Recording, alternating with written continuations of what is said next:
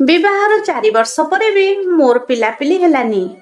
घरे एमिति परिस्थिति हैला जे मु मो निज हाथ रे स्वामी को द्वितीय विवाह कराइबा को पड़िला। मो सांग को मु सौतुणी भाव रे घर को आनिली। से अनाथ थिला। आउ आसीबा परे मोते हाथ जोड़ी कहिले कि मु जीवन सारा तोर गुलामी करिवि। किंतु विवाहर 3 दिन होई जाइथिले भी मो स्वामी घर भितरु बाहरु नथिले। मु पचारिबारु से लाजै जाई कहिले कि से थकी जाइचंती, सेथिपाई सोई रहिचंती। मोर संदेह हला। दिने चुप से मो स्वामी को रूम को गली। आउ सेठी से दृश्य देखी मु चिल्लेइबाकु लागिली। कारण मो सांग मो स्वामी को 2 स्त्री आउ जणे स्वामी को भितरे एक रहस्यजनक घटना जहा कि आपण को चकित करिदेव। तेणु देखंतु जानी पारिबे। दिनेश ओ मो विवाह को 4 वर्ष बीती जाइथिला, किंतु एबे जाए आमर किछि भी पिलापुली होई नथिला। दिनेश मो उपरे भरोसा करुथिले। मु बांछथिली, किंतु मु दिनेश को मिछ कहिथिली कि डाक्टर कहिचंती खूब शीघ्र मोर पिला हबो। आउ से मो कथारे विश्वास करि नैथिले। किंतु आउ एबे अधिक मिछ कहि परिबिनी। मिछ कहि कहि मु थकी सारिलिनी। मु भाबुथिली कि सब सत कथा एबे मो स्वामी को कहि देबी। तांकु एबे आउ अधिका धोखा देई परिबिनी। मो स्वामी को सत कथा कहिबा आगरु मु मो मां को फोन कली। आउ पचारिली कि एबे मोर कोन करिबा दरकार। मां कहिले कि तू तो स्वामी को द्वितीय विवाह कराई दे। तो स्वामी तो ऊपर कृतज्ञ रहिबे। आउ तोते छाड़िबा पई केबे भी चिंता करिवेनी। मां कथा सुनी मते बहुत राग माडिला। ता सहित दुख भी लागिला। आ मते लागिला कि मो मां मो ऊपरे राग सुझाउछि बोधे।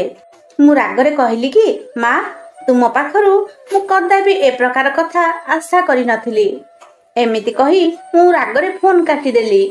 संध्या बेले जेते बेले दिनेश घर को आसिले मते कहले कि कोन हैला रूपा, रूम टा एते अंधार करी बसिच काई कि। सेठु मु कहली कि मो भाग्य रे ही अंधार लेखा होईची। से अंधार को नहीं मु कोन करिबी। मोर सब किछि सरी जाईची। सेठु दिनेश कहिले तमे पागल हो जाई न तो एमिति कोन सब कहि चलीच। मु तो तुम पाखरे अछि। आ भगवान को दयारु आम पाखरे सब किछि अछि। तेणु तुमर कोन होई गला। दिनेश को मु सब सत कथा कहि देली। आज डाक्टर मते सत कहि देले कि मु केबे भी मां होई परिबिनी। मो कथा सुनी किछि समय जाय दुखरे तांको मुहरु कथा बाहरिलानी।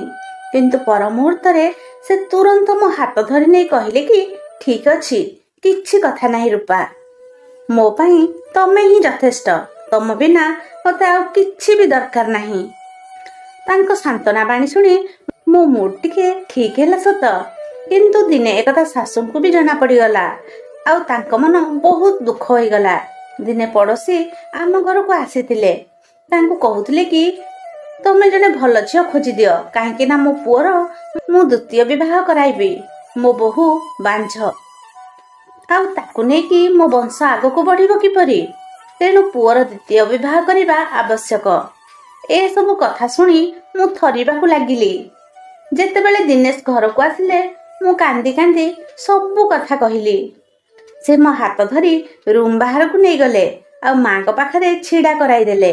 कहिले कि मां मु रूपा छड़ा आउ कहा विषय रे भाबी भी पारिबिनी। आ मते पिलाठु अधिक मो स्त्री रूपा दरकार। एथिपाई आजि परठु मो द्वितीय विवाह कथा केबे भी चिंता करिवनी। मो सासु रागी गले।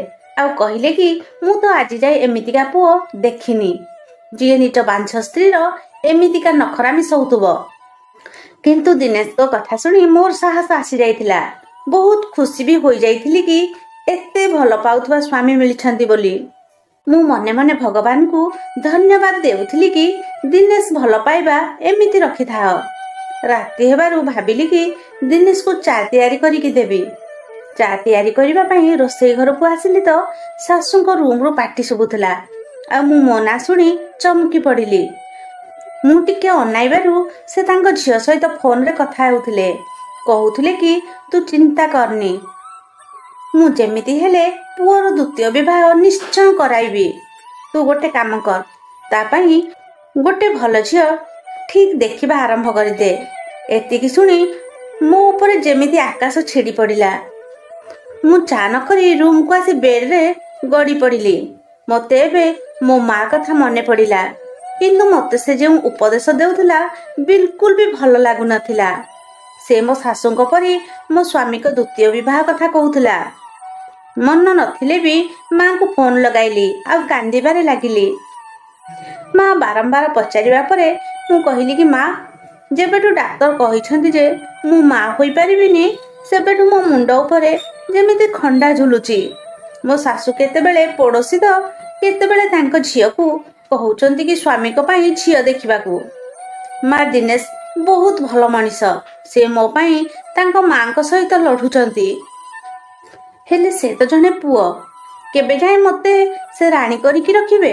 ଦିନେ ନା ଦିନେ ତାଙ୍କ ମନରେ ଆସିବ କି ତାଙ୍କ ଜୀବନରେ ଗୋଟିଏ ସନ୍ତାନ ଆସୁ ବୋଲି, ଆଉ ଏଥିପାଇଁ ଦ୍ୱିତୀୟ ବିବାହ କରିବା ଆବଶ୍ୟକ।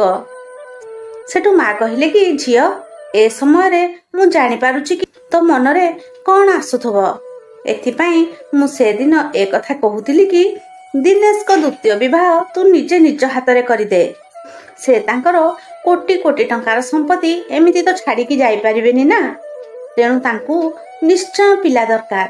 ଆଜି ନୁହେଁ ତ କାଲି ସେ ଦ୍ୱିତୀୟ ବିବାହ କଥା ନିଶ୍ଚୟ ଚିନ୍ତା କରିବେ। ଯଦି ସେ ତାଙ୍କ ପସନ୍ଦର ଝିଅ ସହିତ ବିବାହ କଲେ, ତାହେଲେ ତୁ ଭାବ ତୋର କ'ଣ ହେବ। ମୋ କଥା ମାନ, ଗୋଟିଏ ଗରିବ ଘରର ଝିଅ ସହିତ ତାଙ୍କର ବିବାହ କରାଇଦେ। ସେ ତୋ କଥାରେ ରହିବେ, ଆଉ ତୋ ପ୍ରତି କୃତଜ୍ଞ ବି ରହିବେ, ଆଉ କେବେ ବି ତୋ ଜାଗା ହାସଲ କରିବାକୁ ଚେଷ୍ଟା କରିବେନି। ପିଲା ଜନ୍ମ ନ କରିବି ତୁ ମା ବୋଲି ହକ୍ ପାଇବୁ। ମୋ ମା କଥା ଶୁଣି ମୋତେ ଲାଗୁଥିଲା କି ସେ ବିଲକୁଲ ଠିକ୍ କହୁଛି। ମୁଁ କହିଲି କି ମା, ତୋ ନଜରରେ ଯଦି ଏମିତି କିଏ ଝିଅ ଅଛି ତାହେଲେ କହିବୁ। ମୋତେ ଲାଗୁଥିଲା କି ଦିନେଶଙ୍କ ଦ୍ୱିତୀୟ ବିବାହ ବିନା ମୋର ଏ ଘରେ ଚଳିବା ମୁସ୍କିଲ ହୋଇଯିବ। ତେବେ ଏ କଥା ମୋ ହୃଦୟରେ ଗୋଟିଏ ଝଡ଼ଠୁ ବି କମ୍ ନଥିଲା କି ମୁଁ ନିଜେ ନିଜ ହାତରେ ମୋ ସ୍ୱାମୀଙ୍କ ବିବାହ କରାଇବି। ମୋର ଦିନେଶଙ୍କ ଉପରେ ଭରସା ଥିଲା କି ତାଙ୍କ ଭଲ ପାଇବା ମୋ ପ୍ରତି କେବେ ବି କମିବନି। ଆଉ ଏଥିପାଇଁ ମୁଁ ଲୁଚି ଲୁଚି ଦିନେଶଙ୍କ ପାଇଁ ଝିଅ ଖୋଜିବାରେ ଲାଗିଲି।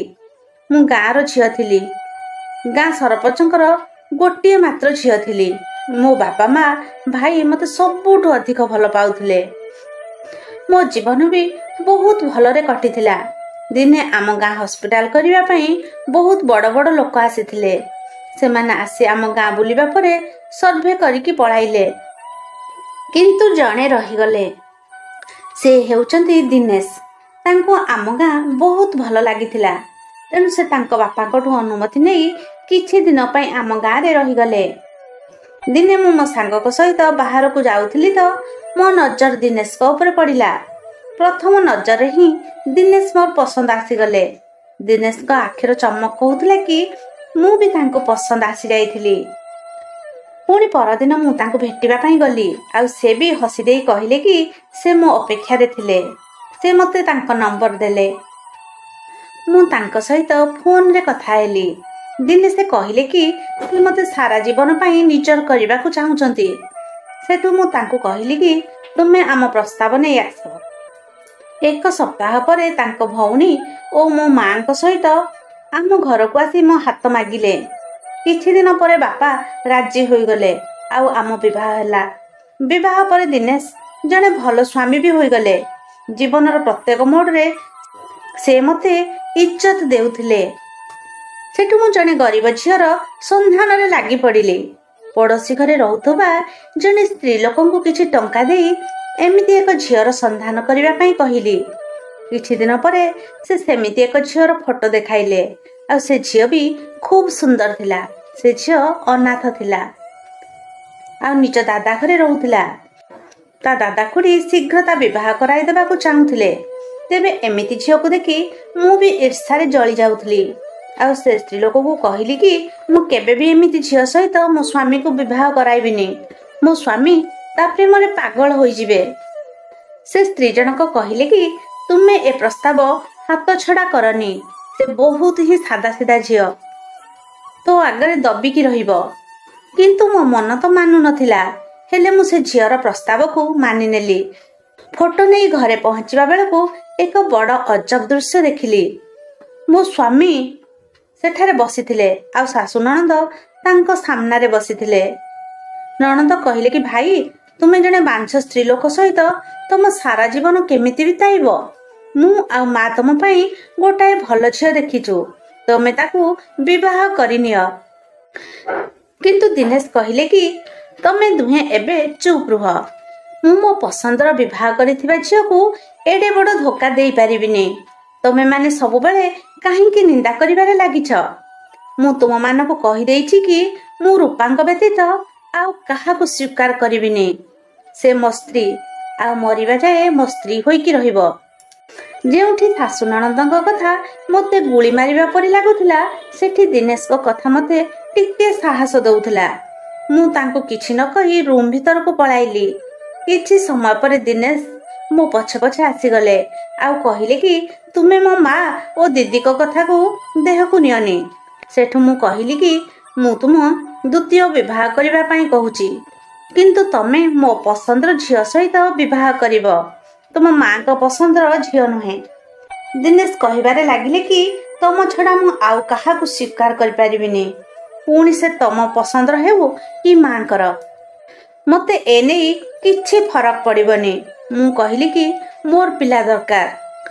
ତମର ବିବାହ ହେବ ତ ଆମ ଘରକୁ ପିଲା ଆସିବ, ମୋତେ ଟିକେ ଶାନ୍ତି ମିଳିବ। କିନ୍ତୁ ଦିନେଶ ମନା କରିଦେଲେ ଆଉ ରୁମ୍ରୁ ବାହାରିକି ପଳାଇଲେ। ସତ କହିବାକୁ ଗଲେ ମୋତେ ପିଲାପିଲି ପାଇଁ ଏତେ ବି ଇଚ୍ଛା ନଥିଲା। ମୁଁ ତ ଦିନେଶକୁ ହରାଇବା ଭୟରେ ଏସବୁ କରୁଥିଲି। କିଛି ଦିନ ଦିନେଶ ଆଉ ମୋ ଭିତରେ ମନାନ୍ତର ହେଲା, କିନ୍ତୁ ମୁଁ ତାଙ୍କୁ କାନ୍ଦି କାନ୍ଦି ଦ୍ୱିତୀୟ ବିବାହ ପାଇଁ ରାଜି କରାଇଦେଲି। କିନ୍ତୁ ମୁଁ ନିଜେ ଖୁସି ନଥିଲି। ମୁଁ ସେ ଝିଅ ଦିବ୍ୟାକୁ ମୋ ସାଙ୍ଗ କରିଦେଇଥିଲି। ଯେଉଁଦିନ ଦିବ୍ୟା ମୋ ସଉତୁଣୀ ହୋଇ ଆମ ଘରକୁ ଆସିଲା, ମୋ ଶାଶୁ ବହୁତ ହଙ୍ଗାମା କଲେ। ସେ ଦିନେଶଙ୍କ ସହିତ ଝଗଡ଼ା କଲେ କି କମ୍ ସେ କମ୍ ଦ୍ୱିତୀୟ ବିବାହ ତ ମୋ ଇଚ୍ଛାରେ କରିଥାନ୍ତୁ। ଶାଶୁଙ୍କ ଏପରି ଜଳିବାକୁ ନେଇ ମୋତେ ତ ଖୁସି ଲାଗୁଥିଲା, କିନ୍ତୁ ମୁଁ ଯେମିତି ପୁରା ରାତି ଜଳନ୍ତା ଅଙ୍ଗାର ଉପରେ ବିତାଇଥିଲି। ପୁରା ରାତି କାନ୍ଦୁଥିଲି। ଏମିତି ଘଟଣା ମୋ ମନ ମସ୍ତିଷ୍କକୁ ଦୋହଲାଇ ଦେବା କିଛି ଭିନ୍ନ କଥା ନଥିଲା। ଯେଉଁ ମଣିଷ ହୃଦୟରେ କେବଳ ମୋ ପ୍ରତି ଭଲ ପାଇବା ଥିଲା, ସେ ଆଜି ଆଉ କାହାକୁ ଦେଖି ହସୁଥିବ। ଯେଉଁ ଲୋକର ଛାତିରେ ଏବେ ଯାଏ ମୁଁ ମୁଣ୍ଡ ରଖି ଶୋଇଥିଲି, ଆଜି ତା ଛାତିରେ ଆଉ କିଏ ମୁଣ୍ଡ ରଖି ଶୋଇଥିବ। ମୋତେ ଗୋଟିଏ କ୍ଷଣ ପାଇଁ ବି ଶାନ୍ତି ମିଳୁନଥିଲା। ପୁରା ରାତି କେବଳ କଡ଼ ଲେଉଟାଇ କଟାଇଦେଲି। ସକାଳ ହେଲା ତ ଖୁବ୍ ଶୀଘ୍ର ରୁମ୍ରୁ ବାହାରି ପଳାଇଲି, କାହିଁକି ନା ଦିନେଶକୁ ଭେଟିବା ପାଇଁ ଚାହୁଁଥିଲି। କିନ୍ତୁ ଆଶ୍ଚର୍ଯ୍ୟର କଥା ଥିଲା କି ଦିନ 12ଟା ବାଜିଥିଲେ ବି ସେ ରୁମ୍ରୁ ବାହାରି ନଥିଲେ। ମୁଁ ଯେତେବେଳେ ଦିବ୍ୟାକୁ ପଚାରିଲି କି ସେ କହିଲା କି ଦିନେଶ ତ ଶୋଇଛନ୍ତି। ମୁଁ ତାକୁ ଗାଢ଼େଇକି ଅନାଇଲି ଆଉ କହିଲି କି ତୁ ତାଙ୍କୁ ଉଠାଇଲୁନି କାହିଁକି? ତାପରେ ଦିବ୍ୟା କାନ୍ଦି ପକାଇଲା ଆଉ କହିଲା କି ଦିନେଶ ତାଙ୍କୁ କହିଛନ୍ତି କି ସେ ଏ ବିବାହ କେବଳ ତୁମ ଜିଦି ପାଇଁ କରିଛନ୍ତି, ଆଉ ମୁଁ ଯେମିତି ତାଙ୍କ ଉପରେ ହକ୍ ନ ଜମାଏ, ନହେଲେ ସେ ମୋତେ ଛାଡ଼ପତ୍ର ଦେଇ ଘରୁ ବାହାର କରିଦେବେ। ମୁଁ ତୁମକୁ କ୍ଷମା ମାଗୁଛି, ତାଙ୍କୁ ଉଠେଇବାର ସାହସ କରିପାରିବିନି। ଯଦି ସେ ମୋତେ ଘରୁ ବାହାର କରିଦେବେ, ତାହେଲେ ମୁଁ କୁଆଡ଼େ ଯିବି? ମୁଁ ପୁଣି ଦାଦାଙ୍କ ଘରକୁ ଯିବାର ଚିନ୍ତା ବି କରିପାରୁନି। ସେଠୁ ମୁଁ ଭାବିଲି କି ସତରେ ସେ ସ୍ତ୍ରୀ ଲୋକ ଜଣକ ବହୁତ ବଡ଼ ନାଚାର ଝିଅ ହିଁ ମୋତେ ଖୋଜିକି ଦେଇଛନ୍ତି। ସେଠୁ ମୁଁ ଭାବିଲି କି କାଳେ ଦିନେଶ ବି ମୋ ଉପରେ ରାଗିଥିବେ। ଯେତେବେଳେ ମୁଡ୍ ଠିକ୍ ହୋଇଯିବ ରୁମ୍ରୁ ବାହାରି ଆସିବେ। କିନ୍ତୁ ସେଇଟା ମୋର ଭୁଲ ଧାରଣା ଥିଲା। ଏମିତି 3 ଦିନ ହୋଇଗଲା, କିନ୍ତୁ ଆଜି ବି ସେ ରୁମ୍ରୁ ବାହାରି ନଥିଲେ। ମୋତେ ଏବେ ବଡ଼ ଅଜବ ଲାଗିବା ଆରମ୍ଭ ହୋଇଗଲା। ମୋ ଭିତରେ କେମିତି ଗୋଟାଏ ଭାବନା ସୃଷ୍ଟି ହେଉଥିଲା।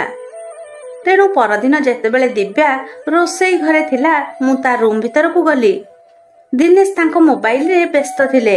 ପାଦ ଶବ୍ଦ ଶୁଣି କହିଲେ କି ଆସିଗଲ ମୋ ପ୍ରିୟ ଦିବ୍ୟା। ସେଇଟା ଶବ୍ଦ ଥିଲା ନା ହାତୁଡ଼ି ସିଧା ସିଧା ଆସି ମୋ ମୁଣ୍ଡରେ ମାଡ଼ ହେବା ପରି ଲାଗିଲା। ମୁଁ ଯେମିତି ଯାଇଥିଲି ସେମିତି ଫେରି ଆସିଲି, କାହିଁକି ନା କେବଳ 3 ଦିନରେ ଦିବ୍ୟା ଦିନେଶକୁ ନିଜର କରିଦେଇଥିଲା। ମୋ ଆଖିରୁ ଲୁହ ବହିବାରେ ଲାଗିଥିଲା। ମୋ ମନ ବହୁତ ଛଟପଟ ହେଉଥିଲା। ମୁଁ ଶାଶୁଙ୍କ ରୁମ୍ ଆଡ଼କୁ ଗଲି। ସେତେବେଳକୁ ନଣନ୍ଦ ବି ଥିଲେ। ଶାଶୁ ନଣନ୍ଦକୁ କହୁଥିଲେ କି ଦେଖ ତୋ ମା କେତେ ଚାଲାକ। ଏମିତି ଖେଳ ଖେଳିଲି ଯେ ସାପ ବି ମରିଗଲା ଆଉ ଲାଠି ବି ଭାଙ୍ଗିଲାନି। ବିଚାରୀ ରୂପା ଏଇଟା ବି ଜାଣିନି କି ଯାହା ସହିତ ସେ ତା ସ୍ୱାମୀର ବିବାହ କରିଦେଇଛି ସେ ମୋ ପସନ୍ଦର ଝିଅ ବୋଲି। ଆଉ ପୁଣି ଦିନେଶ ଦିବ୍ୟାକୁ ଥରୁଟେ ଦେଖି ପାଗଳ ହୋଇଯାଇଥିଲା। ସେ ସବୁ ସେଇ ଲୋଭୀ ସ୍ତ୍ରୀ ଲୋକ ପାଇଁ ସମ୍ଭବ ହେଲା ଯିଏ ରୂପାକୁ ବି ବୋକା ବନାଇଥିଲା। ଏସବୁ ଶୁଣି ଯେମିତି ମୋ ପାଦ ତଳୁ ମାଟି ଖସିଗଲା ପରି ଲାଗିଲା। ପୁଣି ଶାଶୁ କହୁଥିଲେ କି ମୁଁ ରୂପାକୁ ଖାଇବାରେ ମିଶେଇକି ଏତେ ବଟିକା ଖୁଆଇଛି ଯେ ଏବେ ସେ ସତରେ ବାଞ୍ଝ ହୋଇଗଲା। ତାଙ୍କର ଏଇ କଥା ଶୁଣିବା ପରେ ଲାଗିଲା ଯେମିତି ମୋ ଉପରେ କିଏ ପଥର ମାଡ଼ କରି ଚାଲିଛି। ମୁଁ ଆଉ ସହିପାରିଲିନି। ସିଧା ମୋ ସ୍ୱାମୀଙ୍କ ରୁମ୍ ଆଡ଼କୁ ଗଲି ଏ କଥା କହିବାକୁ ଆଉ ଡାକିକି ଆଣି ଏ କଥା ଶୁଣାଇବାକୁ। କିନ୍ତୁ ଯେତେବେଳେ ମୁଁ ଦିନେଶଙ୍କ ରୁମ୍କୁ ପଶିଲି ତ ସେ ଦିବ୍ୟାକୁ କହୁଥିଲେ କି ମୁଁ ଭାବପ୍ରବଣ ବଶତଃ ବହୁତ ଭୁଲ ନିଷ୍ପତ୍ତି ନେଇଯାଇଥିଲି। ଯେତେବେଳେ ମା ଏ କଥା ଜାଣିଲେ ସେ ପଡ଼ୋଶୀର ଥିବା ସ୍ତ୍ରୀ ଲୋକ ସହିତ ମିଶି ଗୋଟାଏ ଏମିତି ପ୍ଲାନ୍ କଲେ ଯେ ତା ହାତରେ ତମ ସହିତ ବିବାହ କରାଇଦେଲେ। ଆଉ ତମେ ମତେ ପ୍ରଥମ ନଜରରେ ହିଁ ପସନ୍ଦ ଆସିଯାଇଥିଲ। ଜୀବନ ସାରା ଏବେ ତମେ ମୋ ସହିତ ରହିବ। ଦିନେଶ ଏମିତି କେତେ କଥା କହି ଚାଲିଥିଲେ। ତାଙ୍କ କଥା ଶୁଣି ମୋ ମୁଣ୍ଡ ଘୁରାଇ ଦେଲା। ମୁଁ ଏ କ'ଣ ଶୁଣୁଛି?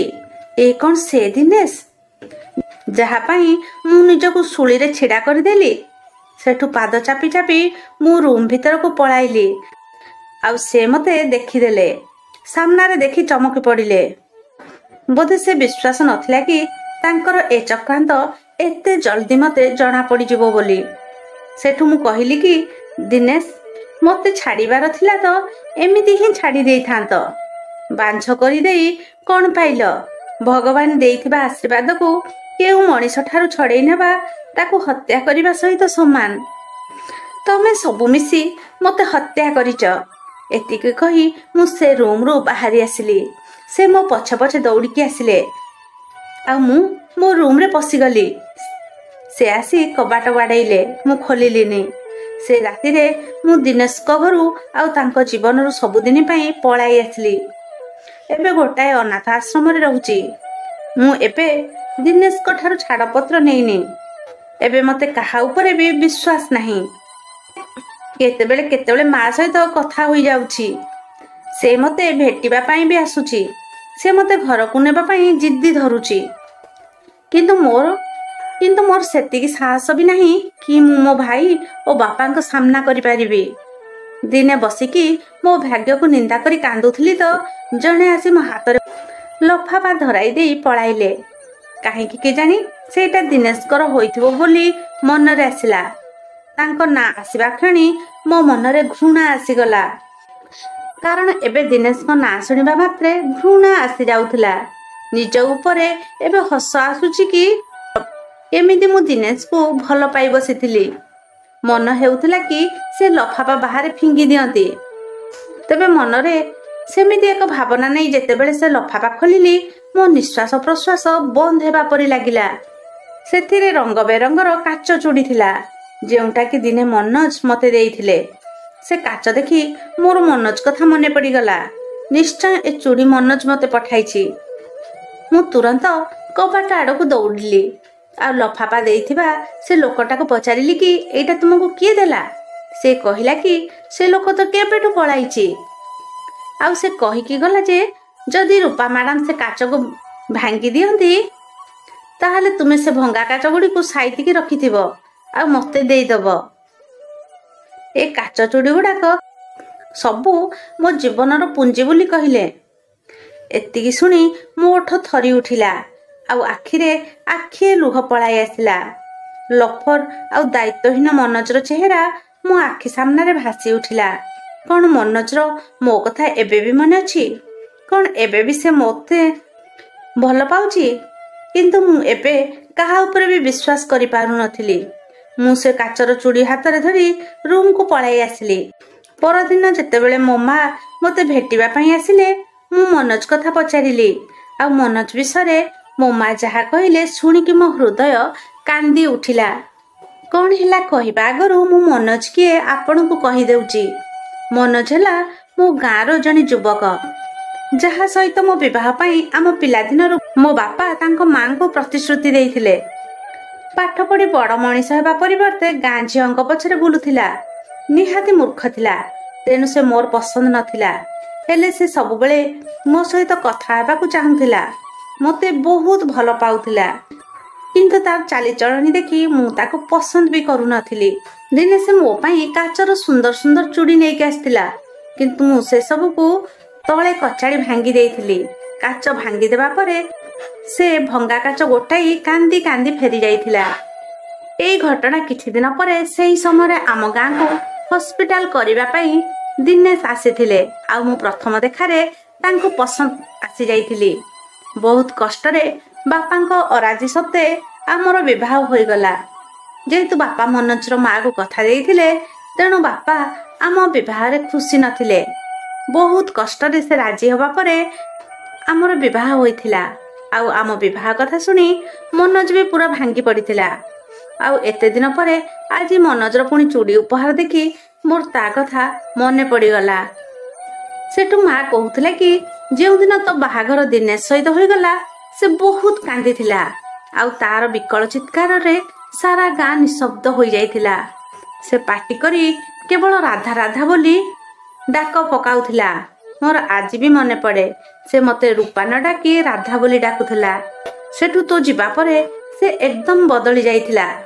ସେ ତାଙ୍କର ସବୁ ଜମି ବିକି ଗାଁରେ ଗୋଟେ ସ୍କୁଲ ତିଆରି କରିଛି। ତାକୁ ଲାଗୁଥିଲା କି ସେ ଅପାଠୁଆ ଥିଲା ବୋଲି ତୁ ତାକୁ ଛାଡ଼ିକି ପଳାଇଲୁ। ସେଥିପାଇଁ ସେ ସ୍କୁଲ ଖୋଲି ଜଣେ ଶିକ୍ଷକ ରଖି ଗାଁର ସବୁ ପିଲାକୁ ମାଗଣାରେ ଶିକ୍ଷିତ କରିବାରେ ଲାଗି ପଡ଼ିଛି। ତା ସାଥିରେ ସହରରେ ନିଜର ଗୋଟାଏ ବ୍ୟବସାୟ ବି ଆରମ୍ଭ କରିଦେଇଥିଲା। ସେ ବ୍ୟବସାୟ ଧୀରେ ଧୀରେ ବଢ଼ି ଯାଇଛି। ଆଉ ଭଗବାନଙ୍କ ଦୟାରୁ ମନୋଜ ପାଖରେ ଏବେ ଟଙ୍କାର ଅଭାବ ନାହିଁ। ଯେତିକି ବି ଟଙ୍କା ଅଛି ସେ ସବୁ ଗରିବକୁ ଦାନ କରିଦେଉଛି। ଏବେ ବି କହୁଛି କି ଯେତେବେଳେ ମୋ ପାଖରେ ରାଧା ନାହିଁ ତ ମୁଁ ଏତେ ସାରା ଟଙ୍କା ରଖି କରିବି କ'ଣ? ନା ହସୁଛି ନା ବେଶୀ କିଛି କଥାବାର୍ତ୍ତା କରୁଛି। ବାସ୍ ଚୁପଚାପ ନିଜ ଭିତରେ ହିଁ ନିଜେ ରହିଯାଉଛି। ତାକୁ ଆମେ ଯେତେବେଳେ ଦେଖୁଛୁ ଆମକୁ ଲାଗୁଛି କି ତାର ହାଲତ ପାଇଁ ଆମ ଝିଅ ହିଁ ଦାୟୀ। ମନୋଜ କଥା ଶୁଣିକି ମୋ ଆଖିରେ ଲୁହ ଆସିଗଲା। ଶୀଘ୍ରରୁ ଅତି ଶୀଘ୍ର ମୁଁ ମନୋଜକୁ ଭେଟିବା ପାଇଁ ସ୍ଥିର କଲି। ମାଆକୁ କହିଲି କି ମା, ତାକୁ ଥରେ ଭେଟିବା ପାଇଁ ଚାହୁଁଛି। ମୋ କଥା ଶୁଣି ମା ଖୁସି ହୋଇଗଲେ। ସେ କହିଲେ କି ଝିଅ, ତୁ ଚାହିଁଲେ ମନୋଜ ସହିତ ଆଉ ଥରେ ନୂଆ ଜୀବନ ଆରମ୍ଭ କରିପାରିବୁ। ସେ ଏବେ ବି ତତେ ଅପେକ୍ଷା କରିଛି। କିନ୍ତୁ ମୁଁ ଭାବୁଥିଲି କି ମୁଁ ଏବେ କ'ଣ ମନୋଜ ପାଇଁ ଯୋଗ୍ୟ ହୋଇକି ଅଛି କି? ମୁଁ ଜଣେ ବାଞ୍ଝ ସ୍ତ୍ରୀ ଲୋକ ପାଲଟି ଯାଇଥିଲି, ଆଉ ବିବାହିତ ବି ଥିଲି। କିନ୍ତୁ ମୁଁ ଥରେ ମନୋଜକୁ ଭେଟି ତାକୁ କ୍ଷମା ମାଗିବାକୁ ଚାହୁଁଥିଲି। ମୁଁ ତା ଭଲ ପାଇବାକୁ ବୁଝି ନ ପାରି ଭୁଲ କରିଥିଲି। ଆଉ ଦିନେଶକୁ ହୀରା ଭାବିକି ପଥରରେ ମୁଣ୍ଡ ପିଟୁଥିଲି। ଏହାପରେ ମୁଁ ମୋ ମାଙ୍କ ସହିତ ମନୋଜ ଘରେ ପହଞ୍ଚିଲି। ସେ ସମୟରେ ମନୋଜ ଘରେ ନଥିଲେ। ତା ଚାକର ମୋତେ ହଲରେ ବସାଇ ଦେଲା। ବହୁତ ସମୟ ଯାଏ ଆମେ ଅପେକ୍ଷା କରି ବସି ରହିଲୁ, କିନ୍ତୁ ମନୋଜ ଆସୁନଥିଲା। ଅଚାନକ ମୁଁ ଉଠି ପଡ଼ି ଚାକରକୁ ପଚାରି ମନୋଜ ରୁମକୁ ପଳାଇଲି। ପୁରା ସଫାସୁତୁର ଆଉ ସାଜସଜାରେ ଭରପୁର ଥିଲା ସେ ରୁମ୍। ସେଇଟା ମନୋଜର ରୁମ୍ ହୋଇଥିବ ବୋଲି ଲାଗୁଥିଲା କି ଯେମିତି ଜଣେ ଉଚ୍ଚ ଶିକ୍ଷିତ ଯୁବକଙ୍କ ରୁମ୍। ଅଚାନକ ମୋ ନଜର ଏମିତି ଏକ ଜିନିଷ ଉପରେ ପଡ଼ିଲା କି ମୁଁ ସେଠାରେ ଅଟକି ଗଲି। ସାମ୍ନାରେ ଥିବା କାନ୍ଥରେ ସୁନ୍ଦର ଫ୍ରେମ୍ ଭିତରେ ସେହି ଭଙ୍ଗା କାଚ ଗୁଡ଼ିକରେ ରାଧା ଲେଖା ହୋଇ ଟଙ୍ଗା ହୋଇଥିଲା। ଏହାର ଅର୍ଥ ଥିଲା କି ସେ ସମୟରୁ ହିଁ ମୋତେ ଏତେ ଭଲ ପାଉଥିଲା। କିନ୍ତୁ ମୁଁ ପାଗଳ ତା ଭଲ ପାଇବାକୁ ବୁଝିପାରିଲିନି। ମନୋଜ ଯେବେ ପ୍ରଥମ ଥର ଚୁଡ଼ି ଗିଫ୍ଟ କରିଥିଲା, ମୁଁ ତାକୁ ଜୋତାରେ ଦଳି ଭାଙ୍ଗି ଦେଇଥିଲି। ଆଉ ସେସବୁକୁ ସେ ସମ୍ଭାଳିକି ଆଜି ଯାଏଁ ରଖିଥିଲା। ସେସବୁକୁ ଦେଖି ମୋ ଆଖିରେ ଲୁହ ଜକେଇ ଆସିଲା। ଧାର ଧାର ହୋଇ ଲୁହ ସବୁ ଗାଲ ଓ ଓଠ ଦେଇ ଝରୁଥିଲା। ଜାଣିପାରିଲିନି କେତେବେଳୁ ମନୋଜ ଆସି ମୋ ପଛରେ ଛିଡ଼ା ହୋଇଥିଲା। ଯେତେବେଳେ ସେ ରାଧା କହିକି ଡାକିଦେଲା ତ ମୁଁ ଚମକି ପଡ଼ିଲି। ବୁଲିକି ଦେଖିବା ବେଳକୁ ଯିଏ ଛିଡ଼ା ହୋଇଥିଲେ ତାକୁ ଚିହ୍ନି ହେଉନଥିଲା। ସେ ଦାୟିତ୍ୱହୀନ ବାଳୁଙ୍ଗା ମନୋଜ ବଦଳରେ ଜଣେ ଦାୟିତ୍ୱବାନ ଆଉ ହ୍ୟାଣ୍ଡସମ୍ ମନୋଜ ଛିଡ଼ା ହୋଇଥିଲେ। ତାଙ୍କୁ ଦେଖିକି ଲାଗୁନଥିଲା କି ସେ ଅପାଠୁଆ ବୋଲି। ମୁଁ କାନ୍ଦି କାନ୍ଦି ମନୋଜକୁ ଜାବୁଡ଼ି ଧରିଲି। ସବୁ ମର୍ଯ୍ୟାଦା ଭୁଲିଗଲି। ମୁଁ ଭୁଲି ଯାଇଥିଲି କି ମୁଁ ବିବାହିତା ବୋଲି। ମୁଁ ଭୁଲି ଯାଇଥିଲି କି ମନୋଜ ସହିତ ମୋର କିଛି ସମ୍ପର୍କ ନାହିଁ ବୋଲି। ମନୋଜ ଦୀର୍ଘ ସମୟ ଯାଏ ସେମିତି ଛିଡ଼ା ହୋଇ ରହିଥିଲା। ଆଉ ମୁଁ ମନୋଜର ଛାତିରେ ମୁହଁ ଲୁଚାଇ କାନ୍ଦୁଥିଲି। ମୋ ମୁହଁରୁ ଗୋଟିଏ କଥା ବାହାରୁଥିଲା କି ମନୋଜ, ମୋତେ କ୍ଷମା କରିଦିଅ, ମୁଁ ତୋତେ ବହୁତ ଦୁଃଖ ଦେଇଛି। ସେଠୁ ସେ କହିଲା କି ରାଧା, ମୁଁ ତୋତେ କେବେ ବି ଦୋଷୀ ବୋଲି ଭାବିନି। ଭୁଲ ମୋର ତ ଥିଲା, ଯିଏକି ତୋ ଆଶା ଆଉ ବିଶ୍ୱାସକୁ ପୂରଣ କରିପାରିଲାନି। ଆଖିରୁ ଲୁହ ପୋଛି ମୁଁ ନିଜକୁ ତାଠୁ ଅଲଗା କଲି। କିଛି ସମୟ ପରେ ସେ କହିଲା କି ରାଧା, ମୋ ହୃଦୟ ଏବେ ବି ତୋ ପାଇଁ ଖୋଲା। ମୋ ମନ ଆଉ ହୃଦୟରେ ତୋ ଛଡ଼ା ଆଉ କେହି ବି ନାହାନ୍ତି। କିନ୍ତୁ ମୁଁ କହିଲି କି ମନୋଜ, ଏବେ ମୁଁ ତୋ ପାଇଁ ଯୋଗ୍ୟ ହେଇକି ରହିନି। ମୁଁ ଦିନେଶର ପତ୍ନୀ, ଆଉ ସେ ମୋତେ ଛାଡ଼ି ଦେଇଛନ୍ତି। ମୁଁ ଜଣେ ବାଞ୍ଝ ସ୍ତ୍ରୀ। କିନ୍ତୁ ମନୋଜ ପାଖରେ ସେ ସବୁର କିଛି ବି ଫରକ ପଡ଼ିନଥିଲା। ସେ କହିଲା କି ରାଧା, ତୁ ଏବେ ମୋ ପାଇଁ ସେଇ 5 ବର୍ଷ ତଳର ରାଧା, ଯାହାକୁ ମୁଁ ବହୁତ ଭଲ ପାଉଥିଲି। ତୋର ଏବେର ପରିସ୍ଥିତିକୁ ନେଇ ମୋତେ କିଛି ବି ଫରକ ପଡ଼ିବନି। ମୋ ମନରେ ଆସୁଥିଲା କି ମୁଁ ଏତେ ବି ସ୍ୱାର୍ଥପର ହୋଇପାରିବିନି କି ମନୋଜ ଜୀବନରେ ଆଲୋକ ବଦଳରେ ତାକୁ ଅନ୍ଧାରକୁ ଠେଲିଦେବି। ମୁଁ ତାକୁ ପିଲା ଦେଇପାରିବିନି। ଆଉ ଦିନେଶ ମୋତେ ଯେଉଁ ଜଖମ ଦେଇଥିଲେ ସେଇଟା ବି ଏବେ ତାଜା ଥିଲା। କେଜାଣି କାହିଁକି ମୋତେ ଆଉ କେଉଁ ପୁରୁଷ ଉପରେ ବି ବିଶ୍ୱାସ ଆସୁନଥିଲା। ଏଇଟା ବି ହୋଇପାରେ କି କାଲି ମନୋଜ ବି ମୋ ଠାରୁ ସନ୍ତାନ ଆଶା କରିପାରେ, ଆଉ ସେ ଆଶାରେ ମୋତେ ବି ହତାଦର ମିଳିପାରେ। ଏସବୁ ଭାବିକି ମୁଁ କାନ୍ଦିକି ବାହାରକୁ ଦୌଡ଼ି ପଳାଇ ଆସିଲି। ମାଆର ହାତ ଧରି ଘରକୁ ଫେରି ଆସିଲି। ମୋ ବାପା ଓ ମୋ ଭାଇମାନେ ମୋ ହାଲତ ଦେଖିକି ମୋତେ କ୍ଷମା କରିଦେଇଥିଲେ। ପରଦିନ ପୁଣି ମନୋଜ ମୋ ପାଖକୁ ଆସିଲା। ମୁଁ ହଁ କରିବା ପରେ ବିବାହ ପାଇଁ ପ୍ରସ୍ତୁତ ଆରମ୍ଭ ହୋଇଗଲା। ଦିନେଶକୁ ଛାଡ଼ପତ୍ର ନୋଟିସ୍ ପଠାଇ କୋର୍ଟରେ କେସ୍ ଫାଇଲ କରିଦେଲେ ମୋ ଭାଇ। ଆଉ ଛାଡ଼ପତ୍ର ହେବା ପରେ ମନୋଜ ସହିତ ବିବାହ ହୋଇଗଲା। ବିବାହ ଖୁସି କ'ଣ ହୋଇଥାଏ ତାହା ମୋତେ ଏବେ ଅନୁଭବ ହେଉଥିଲା। ଚତୁର୍ଥୀ ରାତିରେ ମୁଁ ମନୋଜକୁ ଅପେକ୍ଷା କରିଥିଲି। ମୋ ହୃଦୟରେ କେଉଁଠୁ ବି ଦିନେଶଙ୍କ ସ୍ଥାନ ନଥିଲା। ମନୋଜଙ୍କ ନାଁରେ ହିଁ ହୃଦୟ ଏବେ ଧକ୍ ଧକ୍ ହେଉଥିଲା। ସେ ଯେତେବେଳେ ରୁମକୁ ଆସିଲା ଓ ମୋ ପାଖରେ ଆସି ମୋତେ ଜାବୁଡ଼ି ଧରିଲା, ଆଉ ମୋ କାନ ପାଖରେ କହିଲା କି ରାଧା, ତୋତେ ମୁଁ କହିଥିଲି ନା, ରାଧା କେବଳ କୃଷ୍ଣଙ୍କର, ବାକି ତ ସବୁ ଗୋପୀମାନେ।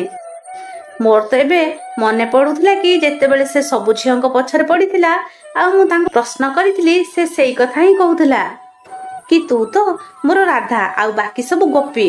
ତେଣୁ ଆଜି ସେ କଥା ମୋ କାନରେ କହିଲା। ତାର ଏ କଥାରେ ମୁଁ ଲାଜେଇ ଯାଇ ତା ପାଖରେ ନିଜକୁ ସମର୍ପଣ କରିଦେଲି। ମନୋଜ ସହିତ ମୋ ଜୀବନ ଏତେ ଭଲ ହୋଇଯିବ ବୋଲି କେବେ ବି ଭାବିନଥିଲି। ଏହା ଭିତରେ 1 ବର୍ଷ ବିତିଗଲାଣି। ମୁଁ ଦିନେଶ ଓ ତାଙ୍କ ମା ମୋ ପ୍ରତି କରିଥିବା ଷଡ଼ଯନ୍ତ୍ର କଥା ମନୋଜକୁ କହିଦେଇଥିଲି। ମୋର ଚିକିତ୍ସା ଆରମ୍ଭ ହୋଇଗଲାଣି। ସହରର ସବୁଠୁ ବଡ଼ ଡାକ୍ତର ମୋ ଚିକିତ୍ସା କରୁଥିଲେ। ଚେକଅପ୍ ପରେ ମୁଁ ମା ହୋଇପାରିବି ବୋଲି ସେ ମୋତେ ଆଶ୍ୱାସନା ଦେଇଥିଲେ।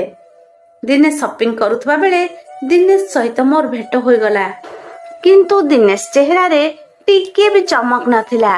ମୋତେ ଦେଖୁ ଦେଖୁ ସେ ମୋ ପାଖକୁ ପଳାଇ ଆସିଲେ। ମୋତେ ହାତ ଯୋଡ଼ି କ୍ଷମା ମାଗିଲେ। କହିଲେ କି ଆମେମାନେ ତମ ସାଥିରେ ଯାହା କରିଛୁ ସେଥିପାଇଁ ଭଗବାନ ଆମକୁ ଦଣ୍ଡ ଦେଇ ସାରିଛନ୍ତି। ମୋ ମା ପାରାଲିସିସରେ ଆକ୍ରାନ୍ତ ହୋଇ ଏବେ ଶଯ୍ୟାଶାୟୀ। ଦିବ୍ୟା ବି 1 ବର୍ଷ ପରେ ଯେତେବେଳେ ସନ୍ତାନ ସୁଖ ଦେଇପାରିଲାନି, ଆମେ ଡାକ୍ତରଙ୍କୁ ଦେଖାଇଲୁ। ପରୀକ୍ଷା ପରେ ଦିବ୍ୟା ତ ଠିକ୍ ଥିଲେ, ହେଲେ ଦୋଷ ମୋ ପାଖରେ ଥିଲା ବୋଲି ଜଣାପଡ଼ିଲା। ଦିନ ରାତି ଏବେ ଦିବ୍ୟା ମୋତେ ନିନ୍ଦା ଦେଉଛି। ରୂପା, ତୁମେ ଭଲ ପାଇବା ଏବେ ମୋର ବହୁତ ମନେ ପଡ଼ୁଛି। ମୁଁ ତମର ଦୋଷୀ, ମୋତେ କ୍ଷମା କରିଦିଅ ପ୍ଲିଜ୍। ହୋଇପାରେ ତୁମେ କ୍ଷମା କରିଦେଲେ ମୋ ଜୀବନରେ ଆସିଥିବା ଦୁଃଖ କିଛି ମାତ୍ରାରେ ଲାଘବ ହୋଇଯିବ। ସେଠୁ ମୁଁ ମନୋଜଙ୍କ ହାତ ଜୋରରେ ଧରିଲି, ଆଉ ମନୋଜ ଆଡ଼କୁ ଅନେଇକି ଦିନେଶକୁ କହିଲି କି ମୁଁ ତୁମକୁ କ୍ଷମା କରିଦେଇଛି। ଯେତେବେଳେ ଭଗବାନ ତୁମକୁ ଏତେ ବଡ଼ ଦଣ୍ଡ ଦେଇଛନ୍ତି ତ ମୁଁ କିଏ ତୁମକୁ ଦଣ୍ଡ ଦେବା ପାଇଁ। ଏତିକି କହି ମୁଁ ସେଠାରୁ ପଳାଇ ଆସିଲି। ଦିନେଶ ସେମିତି ମୋତେ ଅନେଇ ରହିଥିଲେ, ଆଉ ମୁଁ ମନୋଜଙ୍କ ହାତ ଧରି ଆଗକୁ ବଢ଼ି ଚାଲିଥିଲି। ଯେଉଁଠି ଆଗକୁ ଆଗକୁ ଜୀବନରେ କେବଳ ଖୁସି ଆଉ ଖୁସି ଥିଲା। ତ କାହାଣୀ ଏମିତି ଥିଲା କି ଦିନେଶକୁ ଛାଡ଼ି ମନୋଜକୁ ଆପଣେଇବା ନିଷ୍ପତ୍ତି କେତେ ଠିକ୍, କମେଣ୍ଟରେ ଜଣାଇବେ। वीडियो भल लगिले लाइक शेयर करने सहित चैनल को सब्सक्राइब करदेवे। धन्यवाद।